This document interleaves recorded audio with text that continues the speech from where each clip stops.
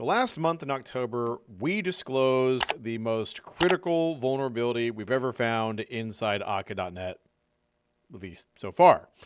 This vulnerability has to do with Akka.Remote's transport layer security implementation. Specifically, we are supposed to implement mutual transport layer security, and we didn't. So we're going to get into this video on the nature of this bug or the nature of this vulnerability, how it impacted you, maybe if it didn't impact you, why that might be. And we're also going to talk about generally security best practices for securing your Akka.net applications. So let's get into it. So it's probably best to think about Akka.net security requirements a little differently than your web application. Generally speaking, you do not want to expose Akka.net endpoints out in the wild. In our cluster training class, for instance, we always suggest that if you want to go ahead and expose Akka.net functionality publicly, it should be laundered through something like a message broker or through a web API or a gRPC service or whatever. Exposing Akka.net publicly is kind of like exposing your database publicly. You don't want to do that because it's too powerful. You don't want people being able to have full unfettered access to just query your data sets and do whatever.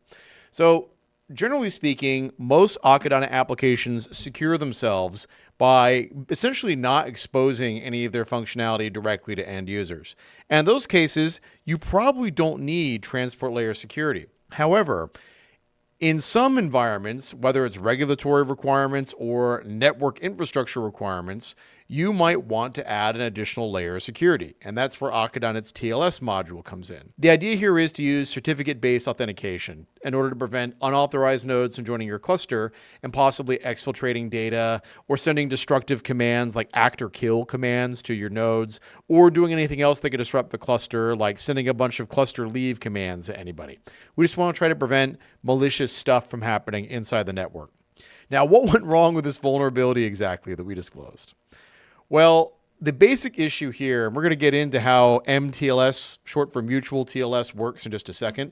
The basic issue here is that the server essentially never validated the client certificate. As a result, we has more or less implemented transport layer security as it's understood if you're building like a web server, but that is totally insufficient for the types of applications that people build with Akka.net.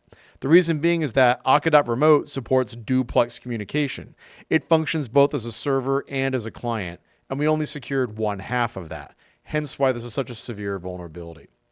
So to kind of give you an idea of what this looked like in practice, when the client would attempt to connect to the server, even if the client had no certificate of its own or had an invalid certificate potentially, it could go ahead and connect to the server, and the server, which does have a valid certificate, would essentially just encode that connection using its own certificate value instead. But this would, in effect, allow anybody to connect as long as they could reach your server. If your network was private and nothing but your own software and hardware could access it anyway, then this is probably a nothing burger. But if your software was exposed over the open internet somehow, you could be exposed to an attack scenario like this, where you might have a 3-node cluster that's all keyed with, let's say, a pinned certificate where they all have the exact same thumbprint. That's a very secure posture to have. Well, if an attacker with no certificate comes in and Akka.Remote doesn't validate that thumbprint at all, well, they just completely did an end run around all of your certificates and all of your provisioning, and this is really bad. This is a very severe CVE, and why we were in such a rush to go ahead and fix it, and why I think we released 4 different patches to try to address various facets of it over the course of October. So the basic issue that was wrong here is that we only did authentication against the certificate in one direction. To kind of break down who was really impacted, if you weren't using TLS at all, then you're not impacted in the slightest. Your network is just as secure as it was before. But if you were relying on TLS protecting you, let's say you had a multi-data center Akka.net cluster, and there's a gap between data center A and data center B, where that traffic has to go through an unpeered open internet connection, which that does happen, you would be potentially exposed to man-in-the-middle attacks given this TLS breakdown that we have here. The other area where this would likely come up would be something like having some untrusted network boundaries. A lot of people who use Akka.net build like big IoT systems, for instance, and you might have a highly secured, air-gapped, let's say, Windows Server deployment inside a factory floor somewhere, and you tightly control that.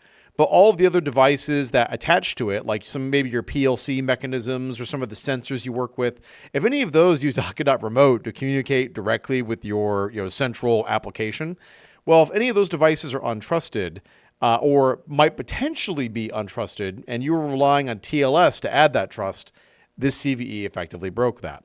If you upgrade to Akka.NET 1.5.55, this is all fixed, by the way. So it's fully patched now. There's plenty of fixes available for it. But we just kind of want to explain what the issue is and how it caused a problem. So let's go ahead and talk a little bit about Mutual TLS and how it's different from transport layer security as web developers understand it. Traditional web developers do not have to worry about authenticating the client typically. Clients who connect to like your web application are going to be off the street regular internet users for the most part. Sure, they might log into an account that you have on stored on your service somewhere, and they might go and buy and do some stuff, but you are never proactively checking to see, does this device have a specific certificate that matches these validation requirements I have? Because otherwise you would have a very small, potential customer footprint inside your service. So TLS typically works in one direction for the overwhelming majority of where it's deployed. Mutual TLS is a much stricter set of requirements where both server and client validate each other. The idea behind this is to have sort of a zero trust security network where everybody is fully authenticated against the exact same sets of trusted root authority signed certificates. That's the basic idea behind this. Now, there's different layers of validation rules you can have as part of Mutual TLS, and we'll cover some of those a little bit later. But that's the basic premise. You want to make sure that everyone was keyed with these roughly the same set of certificates. So if you're managing a large corporate deployment of Akka.NET, one thing you might do is have a real root authority from a trusted signing body like DigiCert or whoever.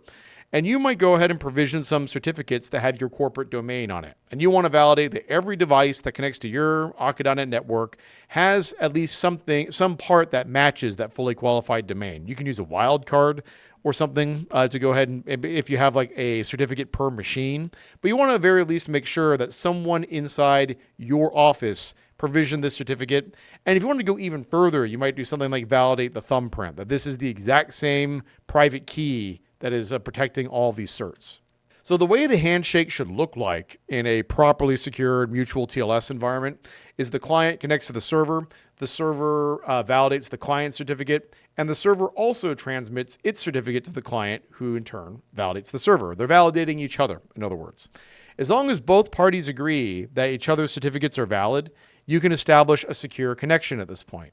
If either party agrees, the connection gets closed, and no more communication can continue from that point forward. Well, here's what we had to do to fix this problem. The first thing we needed to do is we now have a parameter that requires mutual authentication, and it is enabled to true by default. This is technically a breaking behavioral change in Akka.Remote, but fixing a bug and restoring its behavior to be what users always expected it to do doesn't really count as a breaking behavioral change in my book. So we fixed this issue. This parameter is set up in Hocon. You can also configure it via the .NET SSL setup. And if you're using Akka hosting, this gets exposed there too. So this is kind of the same setting that gets exposed everywhere. An important note, this suppress validation value will disable all forms of certificate validation.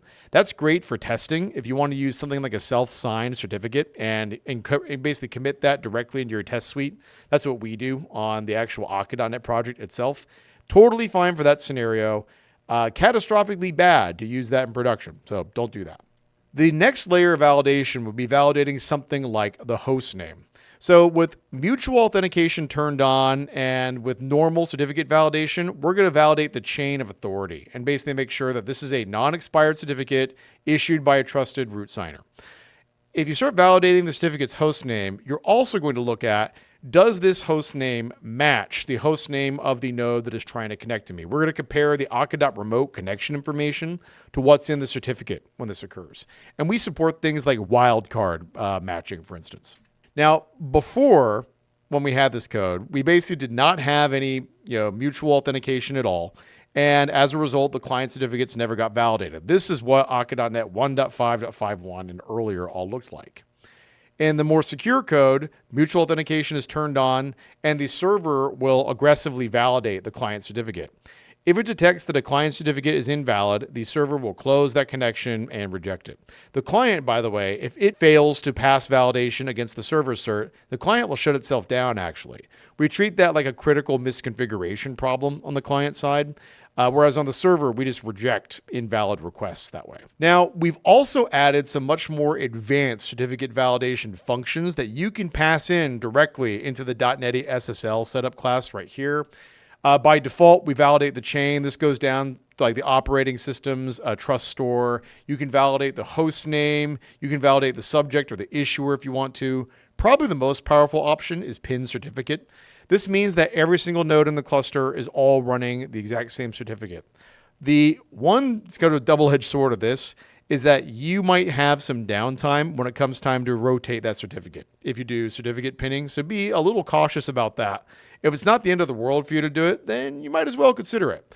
So all of these validation functions are part of the public API, and you can kind of compose them together using this little bit of functionality here. Certificate validation.combine, sorry, this is a little cropped here. Validate chain, and then pin certificate, where this includes the thumbprint of the private key. So all of this is available now, and this is going to enforce the mTLS rules correctly and much more aggressively than what we were doing before. So as far as migration stuff goes, all you need to do is upgrade to at least Akka.NET 1.5.5. Just about 10 minutes ago, we shipped Akka.NET 1.5.56, which fixed a minor bug around some of the server-side validation. So you might want to go ahead and upgrade to that version while you're at it too.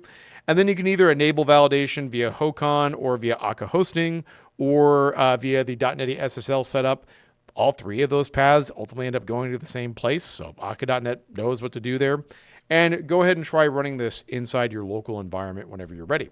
Now, I wanted to go ahead and give you sort of a real-world example of where we have implemented TLS inside an Akka.NET application that uses clustering. This would be our drawtogether.NET application that we've used in a ton of videos. I added transport layer security plus some Kubernetes magic to this in order to support our last video we did on Akka.NET plus Kubernetes. But let's take a look at how this all works under the covers. The basic gist of this is that Draw Together is composed, when we're running inside of Kubernetes, of two different services. One is either an ingress or a load balancer that we expose publicly. This is the WebSocket plus HTTP endpoint that the UI application uses. And then under the covers, we have a headless service that Akka.NET uses to run its cluster. And that is all going to be secured via TLS. We're going to go ahead and turn that on and run that inside our network. So let's take a look real quickly at how we actually accomplish this inside our Draw Together example. So first thing to note inside the Draw Together source code, we have this folder here, certs. These include a bunch of self-signed certificates, and I also have some instructions on how to actually use it here. For a demo application, you want people to be able to clone and run. This is totally fine. For a production environment only, you want to get a certificate signed by a real trusted root signing authority, which I am not. So you want to make sure you get that. So this is our private certificate here, the PFX file, and this .serve file is the public certificate only, and I included the password here. What we're going to end up doing to make this all work is I have a little PowerShell script down here that is going to take that certificate. Let me see if I can find it. Here we go. We are going to basically create or update a TLS certificate in Kubernetes. And what we're going to do is just run this kube control command, but we're going to create a generic secret, and we're just going to grab the private certificate. We're going to grab that, stick that into this secret here, and I believe we will also go ahead and encode the password in here somewhere as well. Let me take a look at my actual deployment. If I scroll down here, yeah, here we go. Looks like I'm sticking the password in plain text here. I should probably create another Kubernetes secret for that. But again, this is just for learning and testing. But this is going to basically lay out, here's where the certificate is stored on the file system. Here is the password for accessing it. And then I'm going to disable validation on this certificate because it's self-signed. Therefore, it wouldn't pass our normal chain of authority validation that Akka.NET does by default. Oh, last thing we do. We have to go ahead and mount the certificate as a volume. I'm setting it to mount path /certs here. That's what's going to line up with certs /akka-node.pfx. From a source code perspective, this is relatively simple. We have this Akka settings class right here, which is where we bind. If I take a look at my actual application, this Akka settings class has all the different little Akka.NET specific values that we go and pull in. Most of those are going to be extracted either via defaults that are hard coded into here or via environment variables that are set on our Kubernetes deployment. This TLS settings object down here is one I defined for being able to configure our certificate. So this is going to say where the path is, what the password is, whether or not we're going to validate it, and so forth. And I have a little helper function that's going to let me load the certificate from disk down below. And what we're going to do in our Akka configuration is I'm going to ultimately resolve this. Let me see if I can find this here. Yeah, Akka settings. I'm going to go bind it. And when I call configure network, I'm going to resolve those Akka settings down below. And if TLS is enabled, I'm going to configure Akka.Remote to use it. And if I scroll down here, I'm going to load the certificate. I'm going to turn SSL for Akka.Remote on down here. That's what's going to enable that .TLS sort of prefix on the transport. And then I'm going to set my SSL options. I'm going to pass in the certificate itself, and I'm going to basically set suppress validation to true. If I wanted to do a custom validator that used those rules like we had before, I can define that here and do things like create a local function, or I could use those strongly typed helpers that we defined earlier in the presentation to go and do things like pin the certificate, that sort of stuff. This will all get passed down into .NET's bowels that it uses for doing things like validation callbacks on the underlying low-level SSL stream. That's where this is all ultimately going to go. So this is all you need to really get Akka.Remote up and running with TLS. Let me go ahead and launch it real quickly just so we can validate that. All right, so I was able to go and deploy into Kubernetes here, and we're just waiting for all the draw together pods to start rolling out. All right, there we go. Looks like our full rollout is complete. Everyone's up and running now. Let's go ahead and take a step back. Got all three of our pods here. Let's go and take a look. And I can see that we have formed a full-blown cluster with all three of these nodes running with SSL enabled. Like I said, there's a little bit conceptually to doing this, and probably the hardest part of using TLS is actually getting the certificate. Configuring Akka.NET to use it, by contrast, is very easy. So this begs the question, what security posture should you use when running with Akka.NET? This is a big wall of text, and there'll be a companion blog post to go along with this video, so I won't try to read all of it. But my basic recommendation is that, generally speaking, most Akka.NET applications probably do not need TLS in the first place. That's why I feel comfortable running without it. Mostly what you want to do is just make sure that Akka.NET can't get exposed publicly or accessed by anybody outside of your sort of security posture around your network. So in our case, you need to be a fairly privileged member of our Azure organization in order to even talk to the virtual machines that host our particular Akka.NET applications on there. So mTLS is basically something that we probably don't need to implement. However, if I was doing like a multi-cloud or a multi-data center thing where I wasn't sure if we had peering between the two data centers, I would probably enable Mutual TLS for that scenario.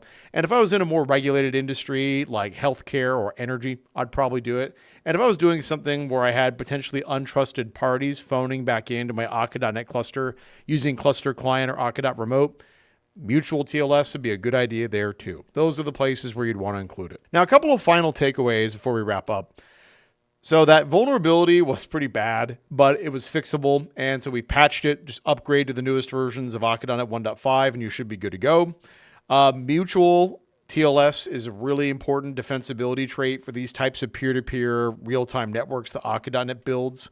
And then if you want to work on really securing your application with TLS, take a look at all the validation providers that we include and maybe do something like either certificate pinning or maybe at least assert your host name in addition to the chain of trust. In the Akka.Remote area of our documentation website, we actually have a pretty detailed documentation we did as part of this.